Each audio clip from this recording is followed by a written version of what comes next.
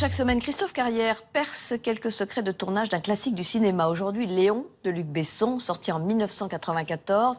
L'histoire d'un tueur à gages, Jean Reno, qui va prendre sous son aile une adolescente rescapée du massacre de sa famille. Le film révèle d'ailleurs Nathalie Portman.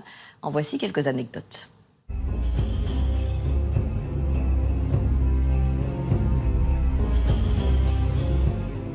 Ah, ce bon vieux temps où Luc Besson nous régalait avec des films instantanément cultes. En 1994, c'était Léon, un ersatz du personnage de Victor, nettoyeur, dans Nikita. Léon, tu fais quoi comme métier? Nettoyeur. Tu veux dire, t'es tueur? Ouais. Léon, joué par Jean Reno, un acteur plein de potentiel à l'époque, est un tueur à gages. Il recueille Mathilda, dont toute la famille a été décimée par un flic véreux et dopé, joué par un Gary Oldman génialement imprévisible. J'ai pas assez de temps, moi, pour m'occuper de vos petites conneries.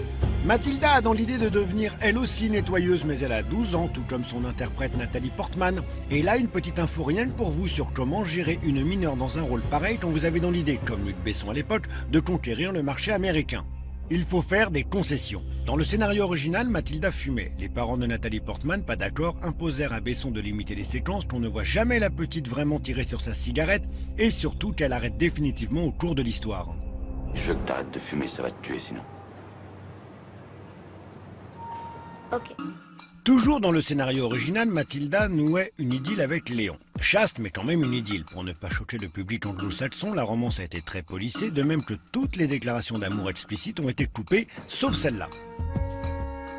Léon, je crois que je commence à tomber amoureuse de toi. Et encore et toujours dans le scénario original, le méchant tuait Léon avant que Mathilda ne se présente à lui et lui glisse dans la main une goupille en déclarant, de la part de Léon, découvrant sous son manteau une ribambelle de grenades.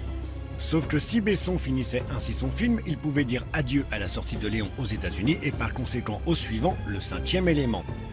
La goupille est donc laissée au bon soin de Reno qui, à l'époque, avait le sens du sacrifice, le bon vieux temps. Chiotte.